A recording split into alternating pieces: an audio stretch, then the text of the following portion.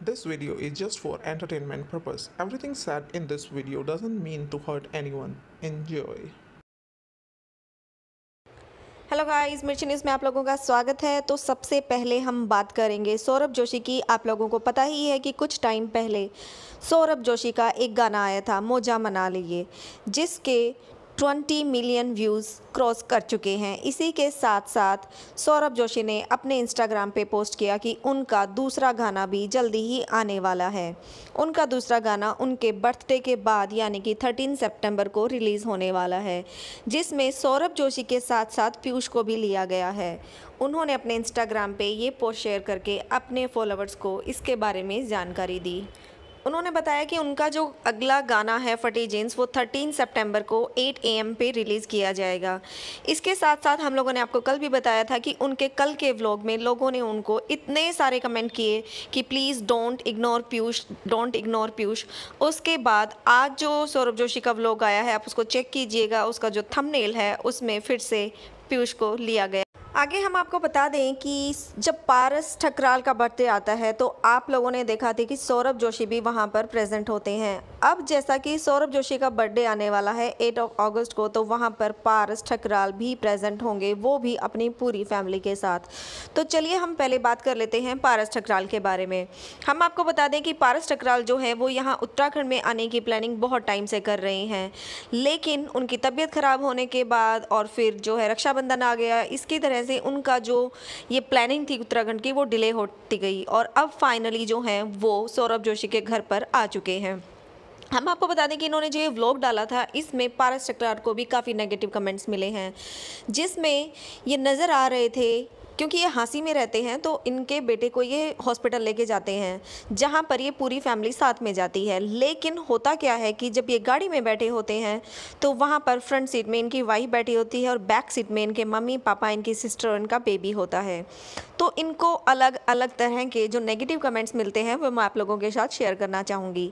First comment ये होता है कि स्नेहा जब आगे बैठी होती है तो इनके जो व्यूवर्स होते हैं उनको इस बात से प्रॉब्लम होती है कि जब भी आपके मम्मी पापा आपके साथ प्रेजेंट होते हैं तो आपको अपनी वाइफ की जगह अपने मम्मी पापा को आगे बिठाकर उनको रिस्पेक्ट देनी चाहिए। तो जब इन्होंने अपने व्लॉग में ये दिखाया कि इनके साथ इनकी वाइफ आगे बैठी हैं लेकिन इनके मम्मी पापा जो हैं वो पीछे बैठे हैं, तो इनके व्यूवर्स नाराज़ हो जाते हैं और इनको इस तरह के कमेंट्स करते हैं। लेकिन मैं आप लोगों को के साथ जो है ये एक पिक्चर भी शेयर करना चाहूँगी।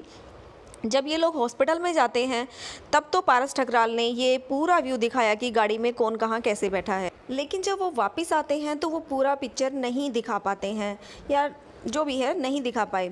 लेकिन उन्होंने जो ये वाली फ़ोटो दिखाई है उसमें आप क्लियरली देख सकते हैं कि इसमें जो स्नेहा है वो बैक सीट से नज़र आ रही है। ऊपर से जब वो ड्राइव करना शुरू करते हैं या जो बलून की बात कर रहे हैं, आप ये वाली पिक्चर देख सकते हैं, इसमें स्नेहा ही जो है वो पीछे बैठी हुई नज़र आ रही हैं।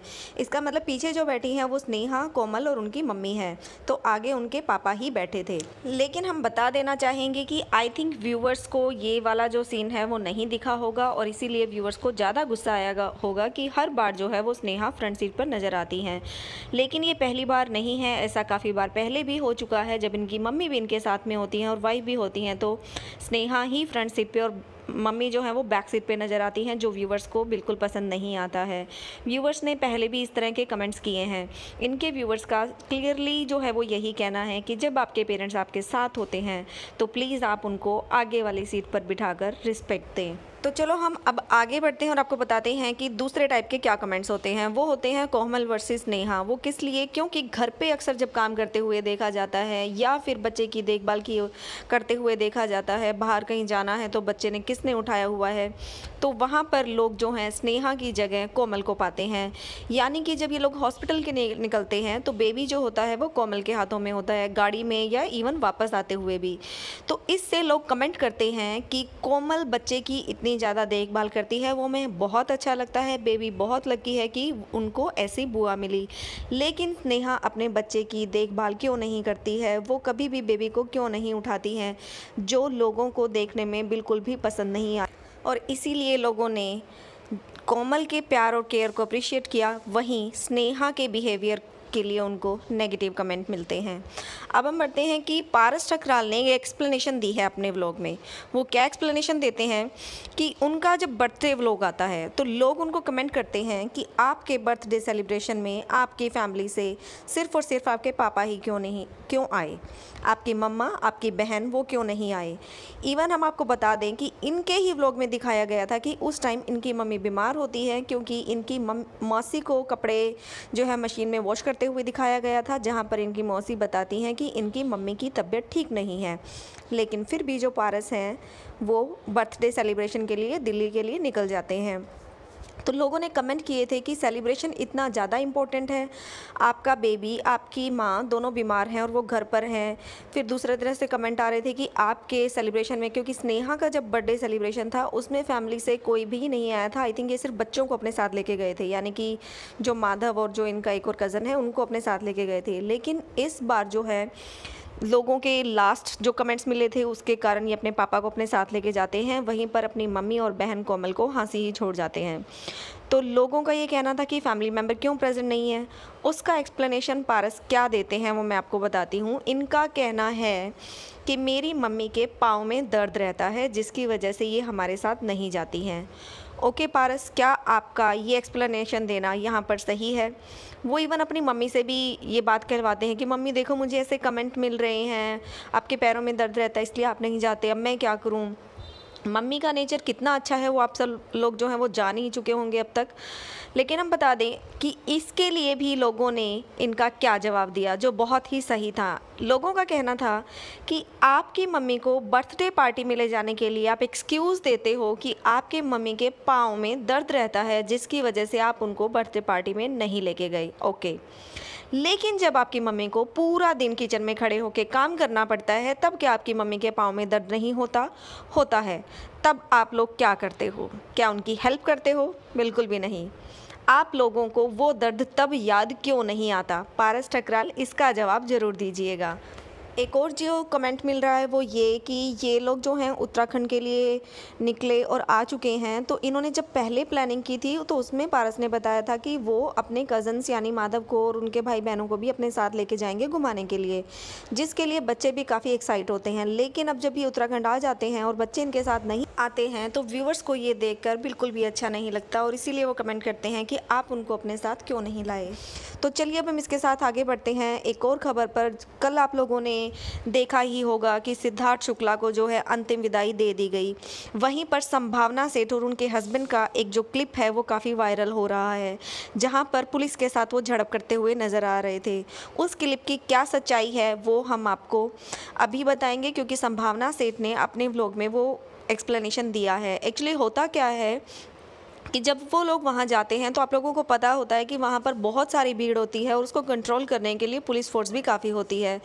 तो जब संभावना सेठ वहाँ पहुँचती है अपने हस्बैंड के साथ, तो जब एंट्री करने लगते हैं तो संभावना सेठ एंट्री करती है, उसके साथ ही कोई एक और इंसान भी होता है, कहती उनको भी एंट्री मिल जाती है, लेकिन मेरे हस्बैंड को रोक लिया जाता है और पुलिस जो है वो बहुत ही बुरे तरीके से उनको रोकती है और पुश करती है, जो मुझे बिल्कुल भी पसंद नहीं आया और जो मेरा इंस्टेंट रिएक्शन था उसके कारण मैं वहाँ पर पुलिस वालों पर भड़क गई।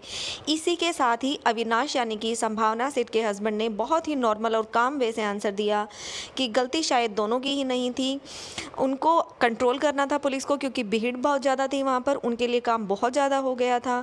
तो इस तरह का जो काम हुआ वो नेचुरल था। लेकिन क्या क्लिप थी वो मैं आप लोगों के साथ शेयर करना चाहूँगी। जो दुख है संभावना सेठ को और अविनाश को वो इस बात का कि मीडिया वाले इस बात को कुछ और ही ट्विस्ट करके दिखा रहे हैं, क्योंकि कुछ लोगों का कहना था कि संभावना सेठ को पहचान लिया गया था, अविनाश को नहीं पहचाना गया। कुछ लोग मीडिया में दिखा रहे थे कि संभावना सेठ ने वाइट ड्रेस पहनी हुई थी इसलिए उनको एंटर करने दिया गया। वहीं पर अविनाश की जो ड्रेस का कलर है वो वाइट नहीं था जिसकी वजह से उनको रोक लिया गया। पर ये सब फेक न्यूज़ है। उनका कहना था कि जो मीडिया में दिखाया जा रहा था वो हाफ वीडियो दिखाई जा रही थी, उसमें सिर्फ ये दिखाया जा रहा था कि संभावना सेठ की पुलिस वालों के साथ झड़प हुई, लेकिन पुलिस वालों ने अविनाश के साथ जिस तरह से बिहेव किया वो नहीं दिखाया जा रहा था।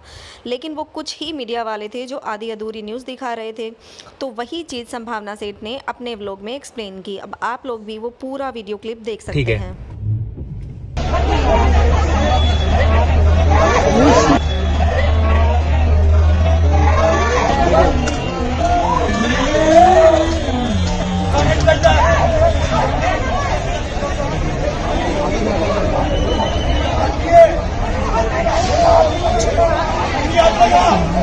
हस्बैंड को मारा, शिट हुआ, बोल सकते हैं हस्बैंड को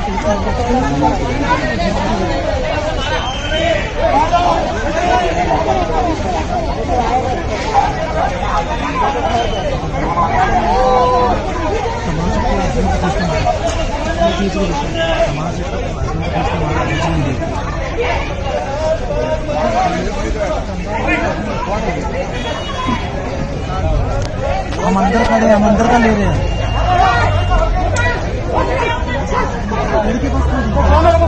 तो छुप के